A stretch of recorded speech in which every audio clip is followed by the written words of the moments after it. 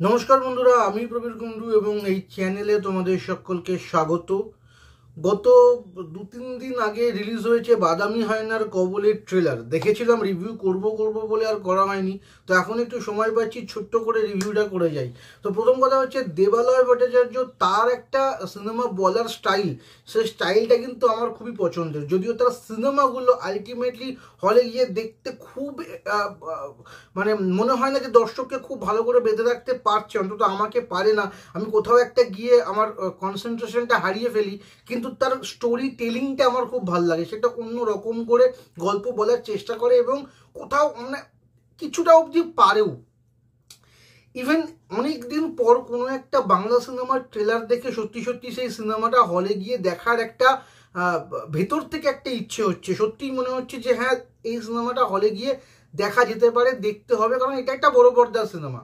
এবং সিরিয়াসলি বলছি, বাদামি হায়নার কবলে ট্রেলার দেখে সেরকমটাই মনে হচ্ছে এবং মনে হচ্ছে যে হ্যাঁ, এটা একটা বড় পর্দায় গিয়ে দেখা যেতে পারে। তবে আমার কোথাও কতগুলো প্রশ্ন আছে। একটা হচ্ছে যে এই ট্রেলারে পুরোপুরি একটা কন্ট্রাস্ট তৈরি করা হচ্ছে, অর্থাৎ ফেলুদা, ব্যোমকেশ এরা একটা উচ্চ শ্রেণীর গোয়েন্দা এবং এই দীপক চ্যাটার্জি একটা রাস্তার গোয়েন্দা, সস্তার গোয়েন্দা, এরকমটা এনারাই বলছে। এবং আমরা জানি ওরা বটতলার সাহিত্য। ছোটোবেলায় আমারও মনে আছে, পাড়া দিয়ে একটা বই কাকু যেত, হাতে এরকম একটা বই কাঁধে করে নিয়ে যেত, বই করতে করতে, এবং আমরা 10 টাকা করে কিনতাম, গোপাল ভাঁড় কিনতাম, ভূতের গল্প কিনতাম। সেখানে এই স্বপন কুমারের বইও বিক্রি হতো এবং সেই গল্পও পড়েছি।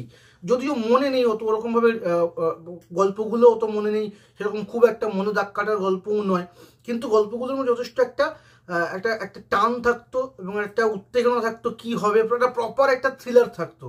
তো বাংলা ছবিতে হয়তো এই প্রথমবার একটা সত্যিকারের কোনো পাল্প ফিকশন আসছে। এর আগে অঞ্জন দত্ত দু একটা বানিয়েছে পাল্প ফিকশনের নামে, সেগুলো পাল্প ফিকশন হয়নি, না আমার কাছে একদমই হয়নি, খুব বোরিং সিনেমা বানিয়েছে। কিন্তু এই সিনেমার ট্রেলার, তার কালার, তার মিউজিক, তার পুরো একটা অ্যাম্বিয়েন্স দেখে মনে হচ্ছে হ্যাঁ, সত্যি সত্যি এটা একটা পাল্প ফিকশন এবং বেশ ভালো লেগেছে। তবে যে কন্ট্রাস্টের কথা বা যে প্রশ্নের কথা আমি বলছিলাম সেটা হচ্ছে এটাই, যে যখন আপনি কন্ট্রাস্ট তৈরি করছেন, ফেলুদা, ব্যোমকেশ এরা একটা উচ্চ শ্রেণীর গোয়েন্দা এবং তার বিপরীতে আমি একটা সস্তার গোয়েন্দাকে আনছি, কিন্তু কি করছেন সেখানে সেই আবির চট্টোপাধ্যায়, মানে তাহলে আর পার্থক্যটা দর্শকের অ্যাজ এ ভিজুয়াল যখন দেখবে তখন পার্থক্যটা কোথায় পাবে? যদিও আবিরকে কিন্তু যে কোনো রকম গোয়েন্দার চরিত্রে খুব ভালো মানায়, কারণ আবিরের মধ্যে একটা বুদ্ধিদীপ্ত, তার চোখে, তার চাহনিতে, তার বডি ল্যাঙ্গুয়েজে রয়েছে। কিন্তু যখনই আপনি একটা কন্ট্রাস্ট তৈরি করার চেষ্টা করছেন যে ব্যোমকেশ, ফেলুদা এরা একটা উচ্চ শ্রেণীর হাই লেভেলের রুচিশীল মানুষের গোয়েন্দা এবং এটা সস্তার রাস্তার গরিবের গোয়েন্দা, তো সেখানে কেন এই কন্ট্রাস্টটা আপনি করতে পারছেন? মানে কেন সেই একই অভিনেতাকে নিয়ে এলেন? আর কি অভিনেতা বাংলায় পাওয়া যাচ্ছে না? মানে হিন্দিতে ধরুন বিজয় বর্মা রয়েছে বা আরও এরকম টাইপের এই ধরনের কিছু চরিত্র বা আর্টিস্টকে কি বাংলায় খুঁজে পাওয়া গেল না? যদিও আবিরকে কিন্তু খুব ভালো মানাচ্ছে, আমি স্বীকার করছি এক বাক্যে, তবুও বলবো কন্ট্রাস্টটা কিন্তু ভিজুয়ালি তৈরি হচ্ছে না।